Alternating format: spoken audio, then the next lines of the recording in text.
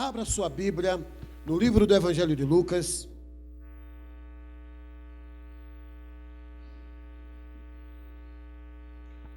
Lucas 19.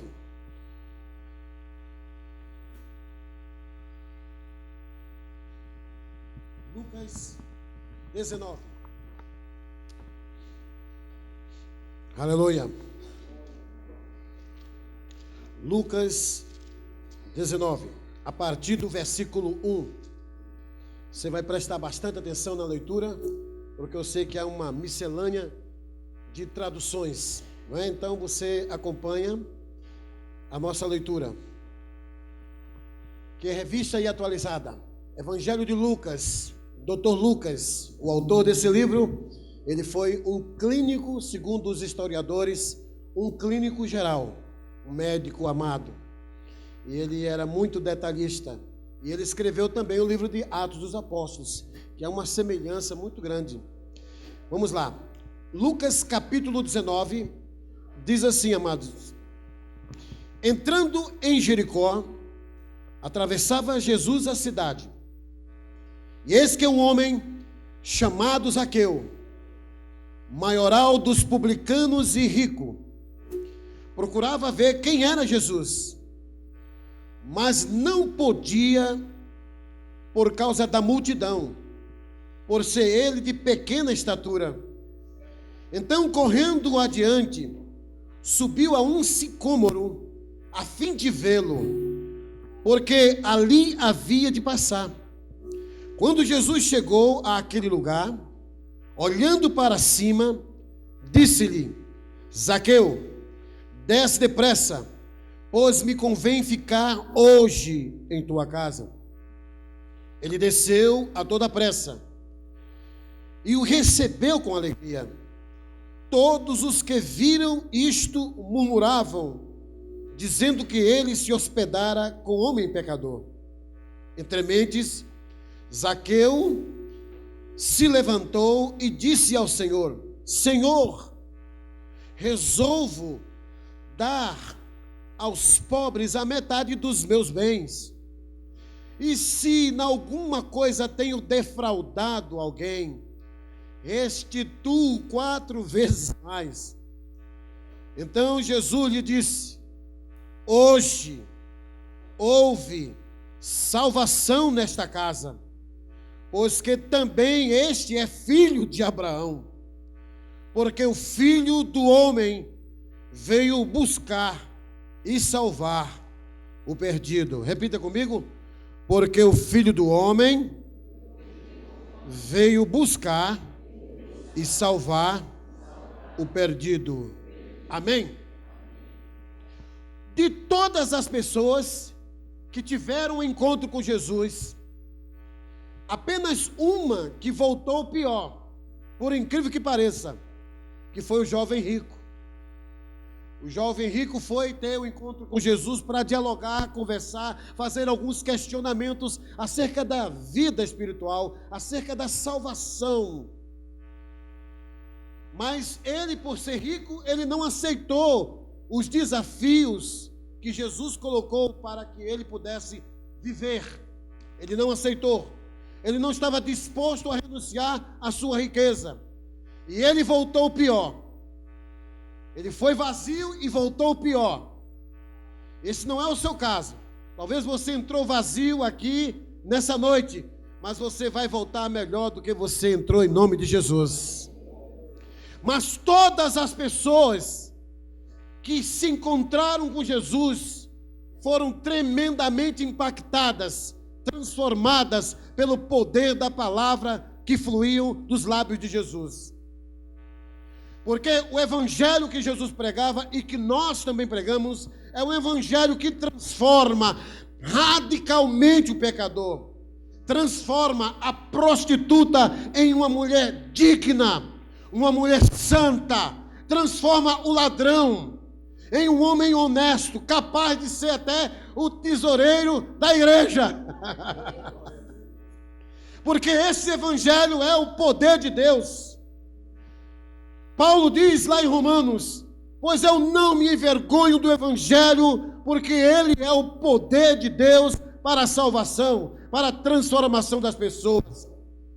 E esse evangelho continua sendo poderoso. E você pode sair daqui nessa noite com a maior de todas as bênçãos que Deus quer te conceder, que é a bênção da salvação. É bom, é maravilhoso ter um carro do ano, ter uma casa própria, ter um bom salário. Isto é bom, isso vem de Deus. Mas a melhor de todas as bênçãos é a bênção da salvação, e que você não pode encontrar em religião alguma, em Deus nenhum, porque o Deus do nosso Senhor e Salvador Jesus Cristo é o único Deus verdadeiro, é o único que perdoa pecados, porque Jesus morreu e ressuscitou. Buda morreu e não ressuscitou. Kardec morreu e não ressuscitou. Maomé morreu, mas não ressuscitou. Karl Marx morreu, mas não ressuscitou. Mas Jesus Cristo, que é o próprio Deus, ele morreu e ressuscitou. Por isso, ele é o verdadeiro Deus. Há mais ou menos 15 dias atrás, eu tive um pequeno diálogo que se transformou numa espécie de discussão com testemunhas de Jeová. Eles não acreditam que Jesus é igual a Deus. Eles não acreditam que Jesus é o próprio Deus. Então, amados irmãos, quem não crê que Jesus Cristo é o Salvador, quem não crê que Jesus é o próprio Deus, está perdido. Porque Jesus, ele disse: eu e o Pai somos um. Eu sou o caminho, eu sou a verdade, eu sou a vida. Ninguém vai ou ninguém vem ao Pai, porque Ele e o Pai eram um só. Ninguém vem ao Pai a não ser por mim. Então Jesus é o único que pode salvar, redimir o pecador. Amém? Nós encontramos aqui nesse texto, irmãos, um exemplo muito claro de um homem que já estava cansado, apesar de ser rico, apesar de ser poderoso, apesar de ser uma pessoa muito influente no seu trabalho, mas ele estava com o seu coração vazio. Isto prova que o dinheiro não traz felicidade, os bens materiais não preenchem o nosso vazio, como diz Blaise Pascal, um filósofo cristão. Ele diz que no coração do homem há um vazio muito grande. Esse vazio é um vazio do tamanho de Deus, que só pode ser preenchido pelo próprio Deus. A riqueza não pode trazer felicidade. Por isso a gente percebe quantas pessoas ricas, quantas pessoas poderosas estão tirando a sua própria vida. Zaqueu era um homem tremendamente poderoso, mas ele estava cansado daquele vazio espiritual, assim como você também está cansado do seu vazio. Você já procurou várias religiões, você já procurou vários guias, vários profetas, vários mafetas, porque na realidade não são profetas, não são videntes verdadeiros. Você procurou e não teve solução dos seus problemas, porque o maior problema que você tem não é o problema financeiro, é o problema do pecado, porque o pecado separa você de Deus. E só quem pode resolver esse problema é o próprio Deus, através da pessoa de Jesus Cristo. E esse homem já estava tremendamente cansado e vazio, e ele toma conhecimento de que Jesus Cristo estava passando em sua cidade, chamada Jericó. E foi uma só vez que Jesus passou por essa cidade. Ele não voltou mais a passar por essa cidade. E quando ele passa nessa cidade, algumas pessoas foram beneficiadas, como também o cego. O cego foi lá, clamou e foi curado por Jesus. E esse Zaqueu, ele estava lá, e quando ele ouve falar de Jesus, ele vai e tem aquela curiosidade de saber, de conhecer quem é Jesus Cristo. A curiosidade desse homem levou ele até o encontro com Jesus. E nós encontramos nesse texto aqui, meus irmãos, em primeiro lugar, obstáculos para o encontro com Cristo. Alguns obstáculos, algumas dificuldades que Zaqueu teve para ter um encontro real com Cristo. E esses obstáculos também são muito pertinentes. São obstáculos que se nos apresentam ainda hoje. O primeiro obstáculo que nós encontramos aqui, irmãos, é o obstáculo da sua profissão. Veja o que diz o versículo 2. Eis que um homem chamado Zaqueu, maioral dos publicanos e rico, maioral dos publicanos, porque ele era o mais poderoso dos fiscais de impostos. Era um homem desonesto. O nome Zaqueu significa o justo, mas veja o contraditório, veja o paradoxo da vida dele e do significado do nome dele. O nome dele significa o justo, mas, no entanto, era um homem desonesto. E a primeira dificuldade que nós percebemos aqui é da sua profissão. Ele era um líder, ele era um homem poderoso. E diz o texto, maioral dos publicanos. Talvez você tenha uma dificuldade de ter um encontro com Jesus. Talvez seja uma profissão um pouco desagradável que você esteja exercendo. Eu me lembro que quando eu comecei a pastorar lá em Brasília, um jovem pediu a oportunidade para dar o seu testemunho que Deus havia abrido uma porta grande e maravilhosa. Eu não fui sábio, eu não fui prudente para antes ouvir o seu testemunho. E dei o microfone para aquele irmão dar a sua palavra, o seu testemunho. E quando ele disse assim, irmãos, Deus abriu uma porta maravilhosa, mas ele era novo na fé. E ele disse assim, eu estava orando a Deus, pedindo que Deus abrisse uma porta. E Deus mandou uma pessoa na minha casa e disse, tem um projeto bom para você e você vai ganhar muito dinheiro. Era vender CDs e DVDs pirata. E a gente vê que não era Deus. Deus não estava nesse negócio. Porque Deus não nos direciona para fazer coisas erradas.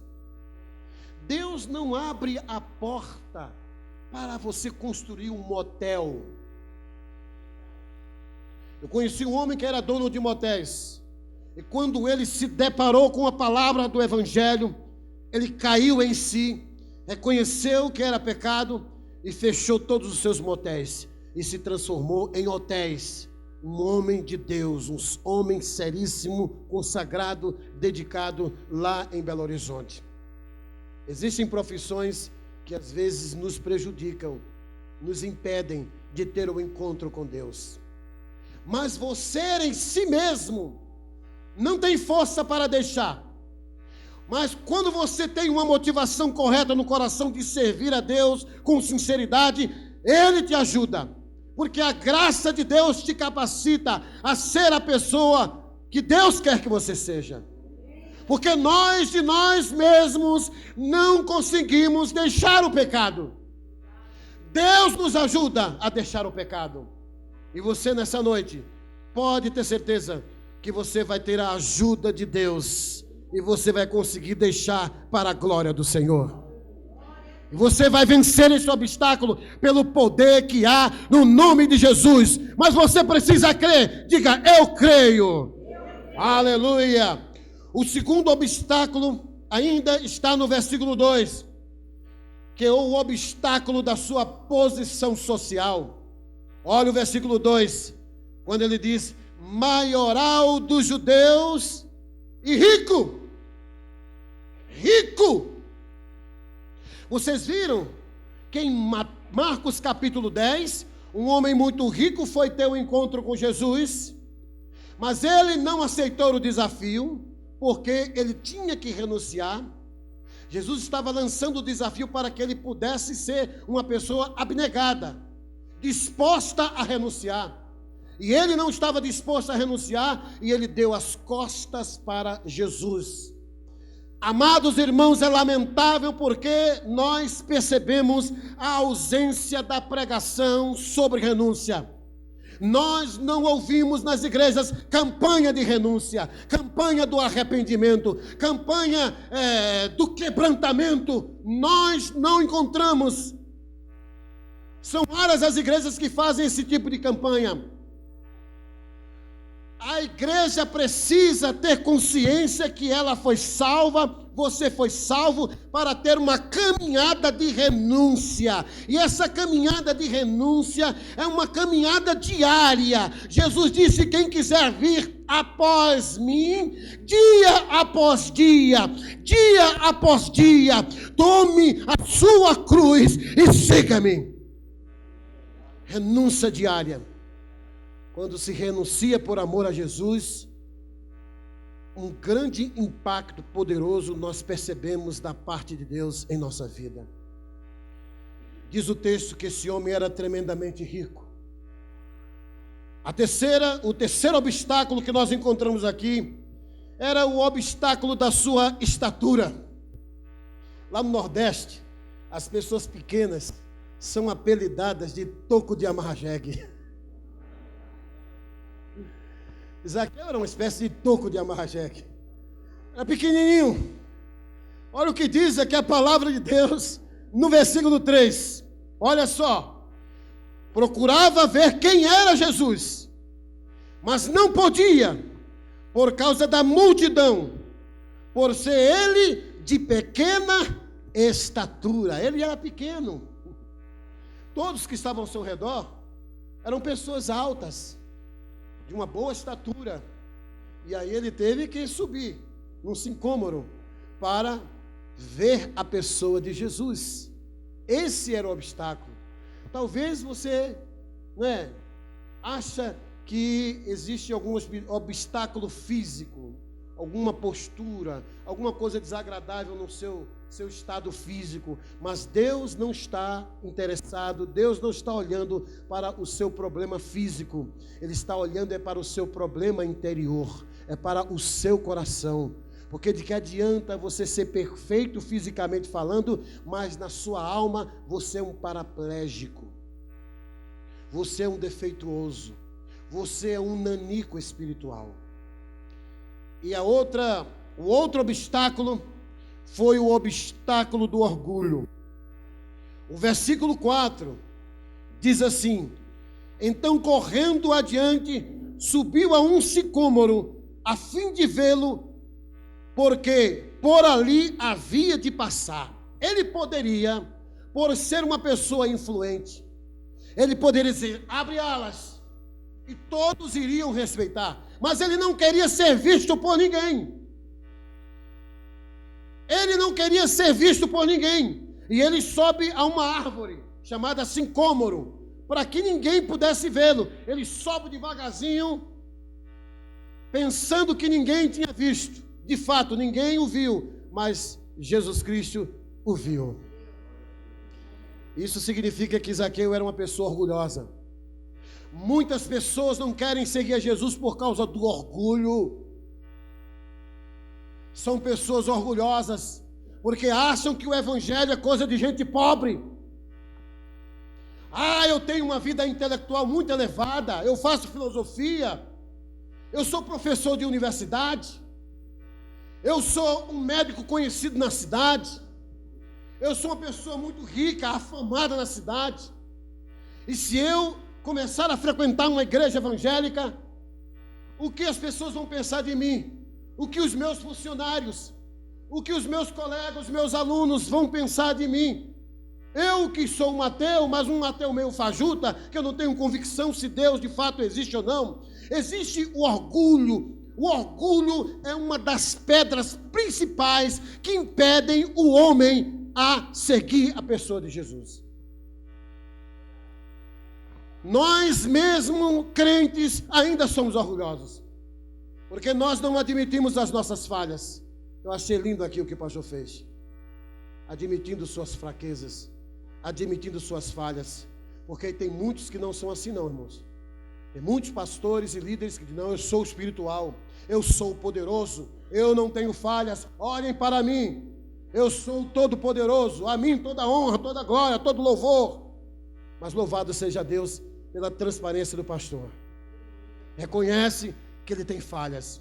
Todos nós temos falhas. E uma das falhas que todos nós temos é o orgulho. Todos nós temos. Nós, homens também, principalmente, somos orgulhosos. Você gosta quando a esposa diz: você está errado porque você fez isso, isso. Você não gosta, não. A gente não gosta, não. Mas a gente precisa baixar a cabeça e dizer: é verdade, mulher, você está correta, eu estou errado. Zaqueu era uma pessoa orgulhosa. Essa foi o quarto obstáculo que nós encontramos na vida de Zaqueu e que pode também estar na sua vida. Mas a Bíblia fala que com o seu Deus você pode ultrapassar os obstáculos da vida.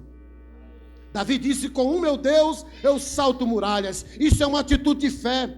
Se você tiver fé, você vai vencer todos os obstáculos que Satanás colocar diante de você, porque maior é aquele que está contigo do que aquele que está no mundo. Segundo lugar, nós encontramos aqui agora a determinação de Jesus em salvar Zaqueu. Existem duas palavras que definem a salvação do homem. Por exemplo, a salvação do homem, ela é uma ação chamada monergística e não sinergística. O que é sinergística? Que houve a participação do homem, que houve a parte do homem. O homem teve que fazer alguma coisa. É aquilo que as pessoas dizem que está na Bíblia: faz por onde que eu te ajudarei. O homem tem que fazer a sua parte. Para que o homem seja salvo, ele tem que fazer alguma coisa também. Mas nós não encontramos na Bíblia o homem fazer absolutamente nada, porque nós não temos nenhum poder para transformar a nossa vida.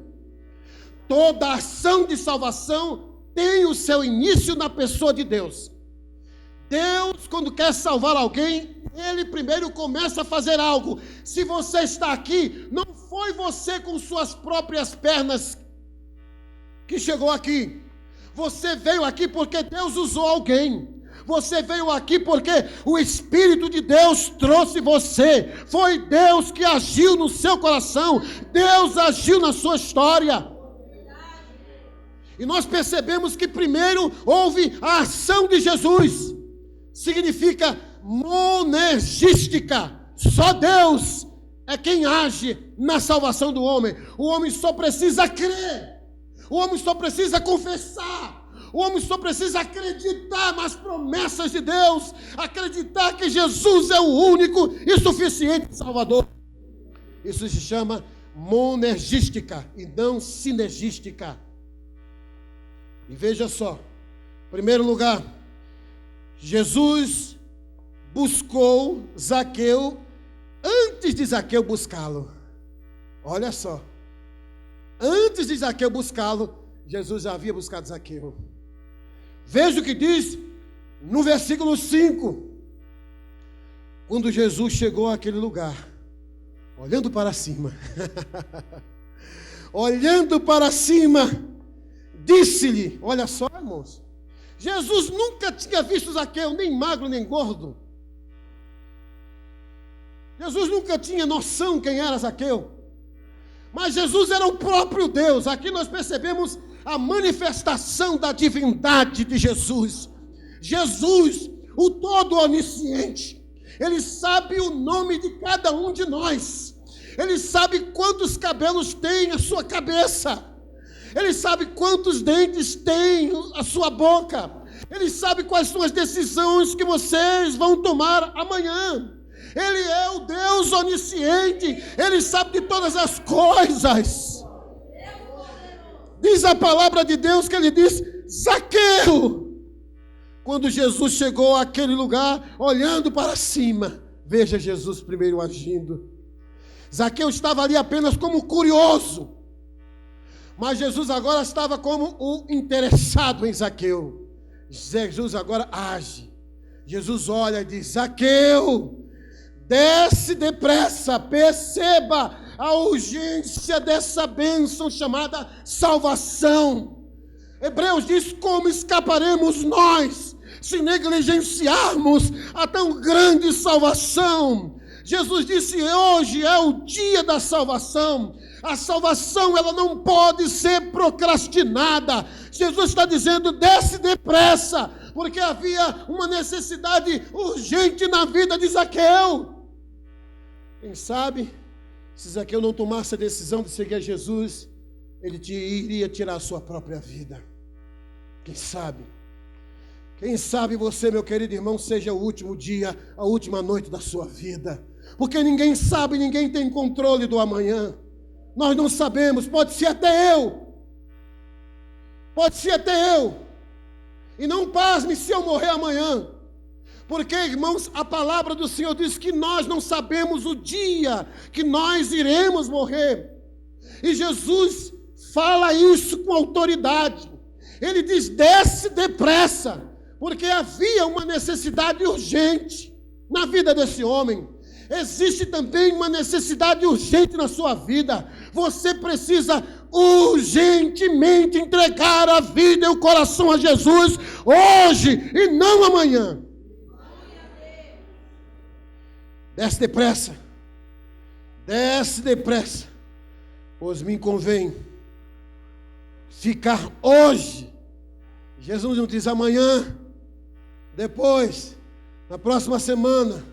Ele diz hoje, porque a salvação, ela começa no exato momento que você entrega o seu coração e sua vida a Jesus. Hoje, eu quero ficar em tua casa. Amém, queridos?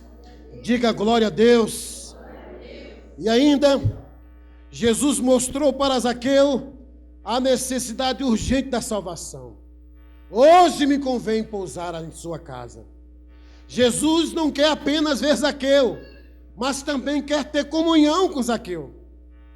Jesus não quer apenas escrever o seu nome no livro da vida e salvar você do inferno. Jesus quer salvar você do inferno, perdoar os seus pecados e ter comunhão diária com você. Ele diz: eis que estou à porta e bato, se alguém ouvir a minha voz e abrir a porta, eu entrarei, cearei com ele e ele comigo. Significa que é o que? Uma sintonia, um relacionamento íntimo e pessoal que você terá com Deus e Deus terá com você. Jesus não queria apenas salvar Zaqueu, queria também ter comunhão com Zaqueu. Olha o que diz o versículo 5 ainda: pois me convém ficar hoje em tua casa. Aleluia. Amém, amados? Diga glória a Deus. Jesus ainda oferece o glorioso plano e presente da salvação. É um presente de Deus. A salvação você não pode adquirir pelos seus esforços. Porque você tem uma vida moral ilibada, bonita, isso é muito bom, isso é maravilhoso, está de parabéns, mas a nossa vida moral não nos leva a Deus, a nossa religiosidade não nos outorga a salvação. Veja o que diz os versículos 9 e 10, olha só: então Jesus lhe disse: hoje houve salvação. Hoje houve salvação. Tem gente pregando aí que a salvação é um processo. O novo nascimento é um processo. Você é salvo hoje, amanhã você continua, no processo de salvação. Isso não é bíblico. O novo nascimento acontece de uma forma instantânea. Você não vê nenhuma criança passando pelo processo do nascimento. Já viu? Obrigado. Você não vê uma mãe que está dando à luz a criança. Na primeira semana sai a cabeça dela. Na segunda semana saem os troncos da criança. Na terceira semana, as pernas. E na quarta sai tudo. Você não vê o nascimento dessa forma. Da mesma forma também é o nascimento espiritual. Quando alguém é salvo instantaneamente. Naquele exato momento, ele se torna salvo, uma nova criatura. Jesus diz aqui, irmãos, olha só, veja, hoje houve salvação. Jesus não disse, olha, Zaqueu, você precisa deixar disso, deixar daquilo, deixar daquilo. Não, disse, hoje houve salvação, porque quando a salvação se estabelece na vida da pessoa, essa mesma salvação capacita as pessoas a deixar o pecado. Olha que coisa interessante. É bem verdade que alguns, quando também, irmãos, estão deixando o pecado, mesmo sem nascer de novo, o Espírito de Deus já está trabalhando na vida deles. Já está trabalhando na vida deles. Se eles deixaram, é porque Deus já estava capacitando eles a ter uma vida limpa e correta diante de Deus.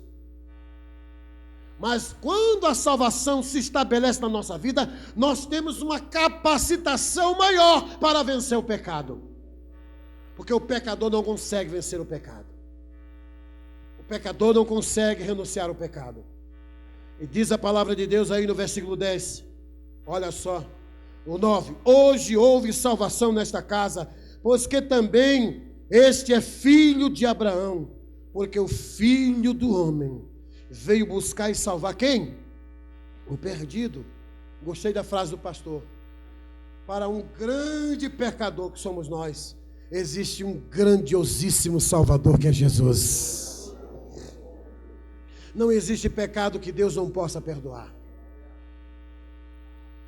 O único pecado se chama blasfêmia contra o Espírito Santo. Significa uma decisão que a pessoa toma de não querer ouvir o Evangelho, de não querer conhecer a salvação em Cristo Jesus. Ela está decidida.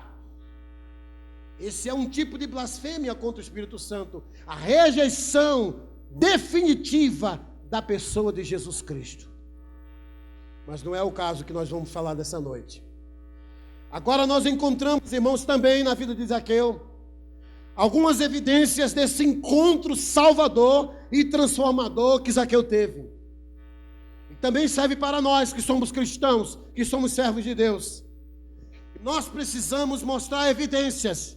Porque quem está em Cristo Jesus é uma nova criatura, as coisas velhas já passaram, eis que tudo se fez novo.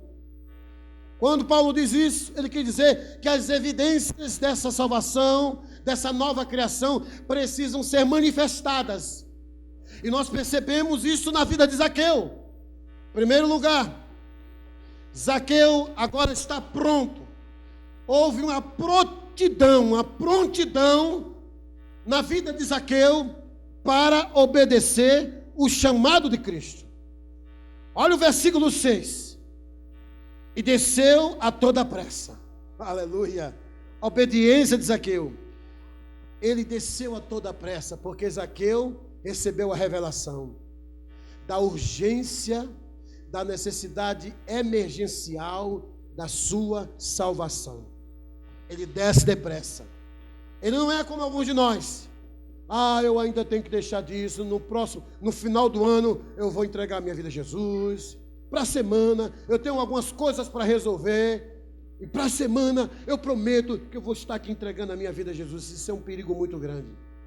A maioria das pessoas que planejam isso, elas não conseguem ir adiante com as suas decisões. Porque elas estão confiando no seu poder. Mas quando elas dizem, pela graça de Deus, pela fé, eu vou tomar essa decisão, e Deus vai me ajudar a deixar isso que não agrada a Ele, e aí você vai conseguir. Olha o que diz a palavra de Deus no versículo 6 ainda.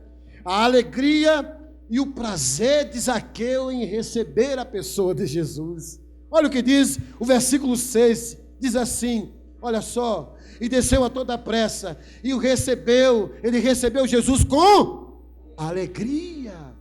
Amados, ninguém que recebe Jesus dá um testemunho com essas características.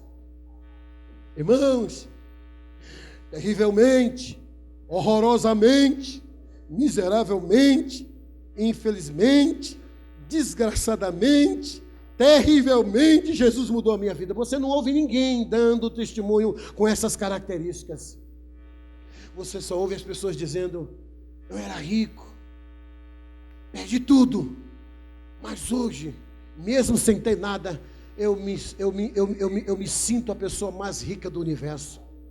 Eu sou uma pessoa feliz, eu não tenho nada na vida, estou desempregado por causa da crise, mas eu me sinto uma pessoa tremendamente abençoada e feliz. A alegria de receber Jesus é a alegria, como diz Davi no Salmo de número 51. É a alegria da salvação, manifesta-se na sua alma, quando você entrega a sua vida verdadeiramente a Deus, você se torna a pessoa mais feliz do universo. Diga: eu sou feliz, porque tenho Jesus. Aleluia, como diz um grande homem de Deus que escreveu: Jesus, a alegria dos homens. Amém, amados? Diga glória a Deus. E ainda diz a palavra de Deus que o coração de Zaqueu estava aberto para amar e socorrer os necessitados. Veja que mudança radical. Antes, Zaqueu era um avarento, como dizem os mineiros, munheca de vaca. Só pensava em si, um ganancioso, como muitos crentes que estão aí nas igrejas aí, pensando em ficar rico, fazendo campanhas para ficar rico. Isso é ganância. Nós não temos que entrar na igreja para ficar rico, mas nós temos que entrar na igreja para nos enriquecer da presença de Deus, do poder de Deus. É a maior riqueza que o homem precisa. E diz a palavra de Deus, irmãos, no versículo 8: entre mentes, Zaqueu se levantou e disse ao Senhor, e disse a Jesus. Olha o que ele disse, irmãos: Senhor. Ele reconhece o senhorio de Cristo, irmãos. Olha que visão imediata ele teve da pessoa de Jesus. Ele chama Jesus de Senhor. Ninguém poderia chamar Jesus de Senhor naquela época, porque estaria sendo ameaçado de morte. Só um poderia ser chamado de Senhor, e esse homem se chamava César. Agora esse homem publicamente ele diz Senhor. Ele quer dizer: tu és o meu Senhor, eu pertenço a ti, eu sou todo teu. Entregar a vida a Jesus significa render-se completamente a Deus. Ele diz aqui, queridos, olha só que coisa tremenda, aleluia: Senhor, resolvo, estou decidido e não vou voltar atrás, estou decidido e vou agir em cima dessa decisão. Era isso que ele estava querendo dizer. Amados irmãos, como nós somos falhos, como nós tomamos decisões, mas nós não agimos em cima das nossas decisões. É por isso que nós não experimentamos mudanças profundas na nossa vida, porque nós não agimos em cima das nossas decisões. Zaqueu experimentou uma mudança profunda, porque ele agiu em cima da sua decisão. Olha, ele disse: resolvo, estou decidido, dar aos pobres a metade dos meus bens. Olha que coisa interessante. Um homem que explorava o pobre, explorava as pessoas menos favorecidas nas sociedades, os pequenos comerciantes e grandes comerciantes. Ele não tinha piedade, não tinha dó de ninguém. Ele, quando mandava alguém cobrar, disse: não quero saber. Mas ele tem que fazer isso, tem que pagar isso, tem que comprar o leite da criança. Eu não quero saber, eu quero o meu imposto, eu quero a minha parte. Zaqueu era um corrupto, era um desses políticos que nós estamos presenciando aqui no nosso Brasil, que não pensa no trabalhador, que não pensa no desfavorado. Mas Zaqueu aqui nesse texto, irmãos, ele toma uma decisão de devolver tudo aquilo que ele roubou. Ele agora passa a ser um homem generoso, um homem rancoroso, um homem cruel, um homem perverso, um homem sem piedade, sem misericórdia. Agora ele passa a ter um coração misericordioso. Eu creio nesse evangelho. Eu creio nesse evangelho que transforma o homem perverso, o violento, esse evangelho que é capaz de transformar Adolfo Hitler no homem mais amoroso da face da terra. Eu creio, irmãos. Eu creio nisso. Eu creio, porque esse evangelho é o poder de Deus. E diz a palavra de Deus que esse homem tomou uma decisão para abençoar a vida dos necessitados. Meu irmão, não dá para acreditar se você é crente de verdade. Ou você diz que é nova criatura e continua guardando rancor, continua guardando ódio. Aquilo que aconteceu há mais de 200 anos atrás. Você não esquece. Você tem essa mágoa ainda. Você quando passa por alguém, tomara que aconteça um desastre e essa pessoa morra. E está dentro da igreja. Tem gente dentro da igreja que faz a campanha que uma grande igreja faz, a campanha da justiça. Você vai orar, fazer a campanha e vai reivindicar justiça de Deus. Na realidade, quando o crente ora dizendo, eu quero justiça, no fundo, pastor, ele está dizendo, eu quero a vingança. Não dá para acreditar se essa pessoa de fato teve o seu coração transformado pela graça de Deus. Zaqueu teve o seu coração transformado pela graça de Deus e ele passa de um homem corrupto, violento, indigno, ingrato, injusto, em um homem completamente generoso e amoroso. Eu estou decidido agora. Eu estou decidido agora a visitar o traficante que prejudicou meu filho. Perdi um filho nas drogas por causa daquele traficante. Ele está preso, mas eu vou visitá-lo e vou dizer que eu o amo no amor de Jesus. Eu vou dizer que eu o perdoo no perdão de Jesus. Foi o que aconteceu com um servo de Deus, lá no Rio de Janeiro, cujo um ladrão deu um tiro na cabeça da criança que estava no colo da mãe, morreu a esposa e morreu a criança. Ele foi, depois de alguns meses, cara a cara com um marginal, e disse, eu te perdoo. Os dois se abraçaram, os dois se beijaram, e aquele marginal é um servo de Deus hoje. Esse é o evangelho que transforma o nosso coração. Você deixa de ser rabugento, como diz o pastor, para ser uma pessoa adoradora. Amém, amados? Louvado seja o nome do Senhor Jesus Cristo. E em último lugar, nós percebemos também a prontidão de Zaqueu para corrigir as pendências pecaminosas. Salvação verdadeira nos desafia a consertar o nosso passado. Versículo 8. Entremente Zaqueu levantou-se e disse ao Senhor, Senhor, estou resolvido, estou decidido a dar a metade dos meus bens. E se em alguma coisa tenho defraudado alguém, restituo 4 vezes mais. Restituição. Tem gente que diz que é crente, morando em outras cidades aí no interior, fez o maior escândalo, abandonou a esposa e os filhos, e agora tem uma nova família, está na igreja, às vezes até ocupando cargo de liderança, e não quer voltar para consertar o seu passado. Tem gente que diz o seguinte, olha, os meus débitos, as minhas dívidas eu tinha antes de ter Jesus. Depois que eu entreguei a minha vida a Jesus, agora eu não quero mais saber de dívidas do passado. Isso é uma atitude de irresponsabilidade. O Evangelho do Senhor Jesus Cristo nos torna mais responsáveis. Infelizmente, nós percebemos que o Evangelho de irresponsabilidade tem sido pregado em muitas igrejas. São muitos os crentes que não querem consertar, que não querem resolver suas pendências pecaminosas. Pessoas que estão no 4º, 5º casamento, eu conheço até líderes, e não querem consertar o seu passado. Pastores que passaram por cidades e deixaram escândalos, saíram fugidos da cidade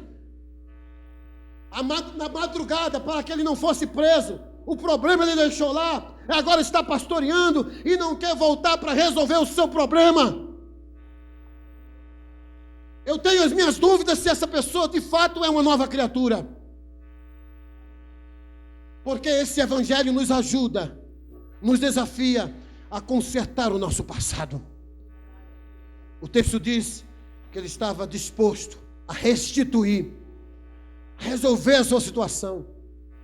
A hombridade, o caráter desse homem agora. Veja a integridade desse homem, que antes não era uma pessoa íntegra, era uma pessoa desonesta.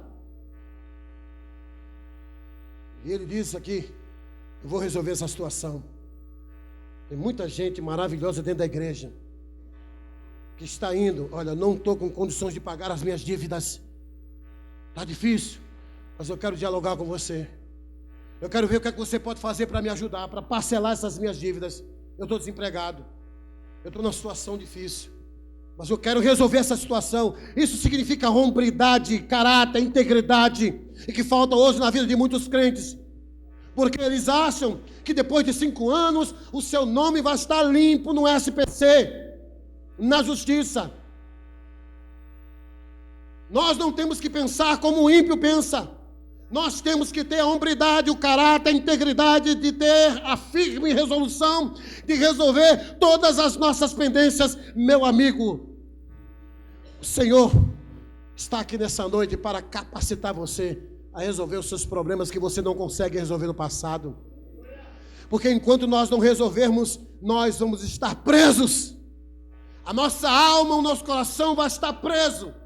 Você nunca vai prosperar, você nunca vai crescer, você nunca vai conseguir se aprofundar no relacionamento com Deus, porque existem pendências pecaminosas. Mas eu quero dizer que o poder do Espírito Santo de Deus está aqui para nos capacitar a vencer, a renunciar essas pendências em nome do Senhor Jesus Cristo.